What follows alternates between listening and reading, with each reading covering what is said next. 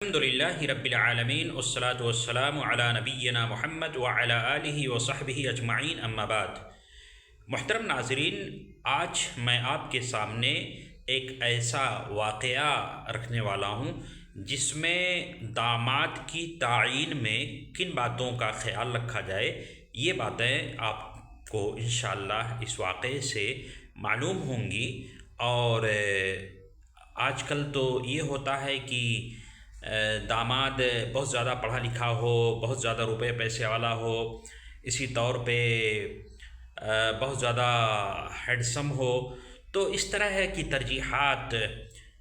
داماد کے انتخاب میں ہماری ہوتی ہیں۔ اور حقیقت یہ ہے کہ جو چیز داماد کے انتخاب میں اول ترجیح ہونی چاہیے وہ ہمارے ہاں مفقود ہے۔ تو آئیے وہ واقعہ میں آپ کے سامنے رکھتا ہوں۔ حضرت عبداللہ بن مبارک ایک محدث گزرے ہیں، ایک بڑے محدث گزرے ہیں، عبداللہ بن مبارک رحمہ اللہ۔ تو عبداللہ کے والد مبارک ایک صاحب کے یہاں باغ کے اندر کام کرتے تھے، مالی کا کام تھا، درختوں کی دیکھ ریکھ، ان کی سینچائی اور اسی طرح سے آبیاری، آب پاشی، یہ ساری چیزیں وہ کرتے تھے۔ ایک دفعہ کی بات ہے، باغ کا جو مالک تھا اس کے یہاں ایک مہمان آیا۔ مالک نے مبارک سے کہا کہ وہ ہے باغ سے پھل لا کر کے مہمان کے سامنے پیش کرائیں۔ چنانچہ وہ گئے اور باغ سے کچھ پھل توڑ کر کے لے آئے۔ جب مالک نے اپنے مہمان کے ساتھ پھل کو کھانا شروع کیا تو اس کے اندر پھل جو ہے کھٹا نکلا، یا اس کا ذائقہ کھٹا نکلا۔ تو مالک نے کہا کہ اے مبارک، تم اتنے دنوں سے یہاں کام کر رہے ہو، تمہیں ابھی تک یہ پتہ نہیں کہ کس درخت کا پھل کھٹا ہے اور کس کا میٹھا ہے؟ تو اس پر مبارک کا یہ برجستہ جواب تھا اور نہایت ہی دیانتدارانہ جواب تھا کہ مالک، آپ نے مجھے باغ کی دیکھ ریکھ اور اس کی ذمہ داری سونپی ہے، اور آپ نے ہمیں باغ کے پھلوں کو کھانے کی اجازت نہیں دی ہے۔ یہ جواب سن کر کے باغ کے مالک کو بڑی حیرانی ہوئی کہ جو شخص ہمارے باغ میں اتنے برسوں سے کام کر رہا ہے اور اس کی امانت اور دیانت اس قدر ہے کہ اس نے ابھی تک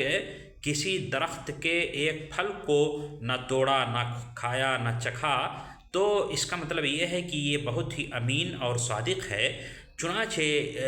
باغ کے مالک نے اپنے دل کے اندر اس کا بڑا اچھا اثر لیا، اور اپنے گھر جب گیا تو اپنی بیوی سے مشورہ کیا اور اس کے سامنے اس واقعے کو رکھا کہ آج اس طرح کا واقعہ پیش آیا ہے۔ چونکہ باغ کے مالک کے پاس ایک نوجوان بچی تھی جو شادی کی عمر کو پہنچ چکی تھی، لہٰذا باغ کے مالک کو جیسے اس کا اپنا داماد، اور وہ بھی چنیدہ، اور برسوں سے جس داماد کی تلاش تھی، جس اچھے داماد کی، اچھے جو ہے سیرت والے داماد کی، اچھے اخلاق والے داماد کی، امانت اور دیانت دار شخص کی گویا جسے تلاش تھی، وہ داماد اس باغ کے مالک کو مل گیا۔ اس نے اپنی بیوی سے مشورتاً کہا، کیوں نہ ہمارے پاس ایک بچی ہے اور ہم اس اپنے نوکر کو، خادم کو، جو میرے باغ کے اندر رکھوالی کا کام کرتا ہے، دیکھ ریکھ کرتا ہے، اسی کو اپنا داماد منتخب کر لیں۔ چنانچہ وہ دونوں میاں بیوی اس پر راضی ہو جاتے ہیں، یہاں تک کہ اپنی بچی کا عقد بھی اپنے خادم کے ساتھ، نوکر کے ساتھ، یعنی مبارک کے ساتھ کر دیتے ہیں۔ محترم ناظرین، آپ دیکھیں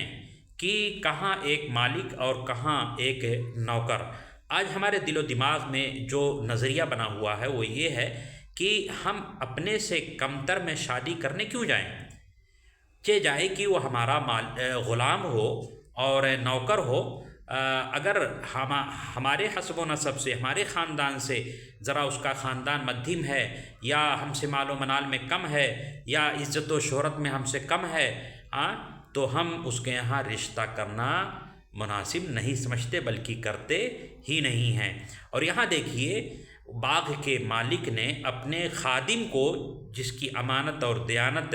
مالک نے دیکھ رکھی تھی، اپنی بیٹی کی شادی اپنے نوکر سے کر دی، بجائے اس کے کہ لوگ جو ہے اس کا ڈھنڈورا پیٹیں گے اور یہ کہیں گے کہ ایک مالک نے اپنے نوکر سے اپنی بیٹی کی شادی کر دی۔ تو اس واقعے میں ہمارے لیے درس عبرت ہے، اور یقیناً یہ شادی اتنی بابرکت شادی ہوئی کہ بعد میں جب اسی جوڑے سے یعنی مالک کی بیٹی اور نوکر جس سے شادی ہوئی تھی مالک کے بیٹی کی، تو دونوں سے چونکہ نیک سیرت تھے اور اخلاق مند تھے، دیندار تھے، اس لیے ان کے ذریعے سے جو بچہ پیدا ہوا وہ اس نے بعد میں چل کر کے بڑا نام کمایا، اور آج دنیا انہیں امام زمانہ اور محدث کبیر حضرت عبداللہ بن مبارک رحمہ اللہ کے نام سے جانتی ہے۔ تو ضرورت اس امر کی ہے کہ ہم شادیوں میں دینداری کو ترجیح دیں اور داماد کا انتخاب ویسا ہی کریں جیسا کہ اس باغ کے مالک نے اپنے نوکر کو بطور داماد کے منتخب کیا تھا۔ اللہ رب العالمین ہم سب کو اس کی توفیق عطا فرمائے۔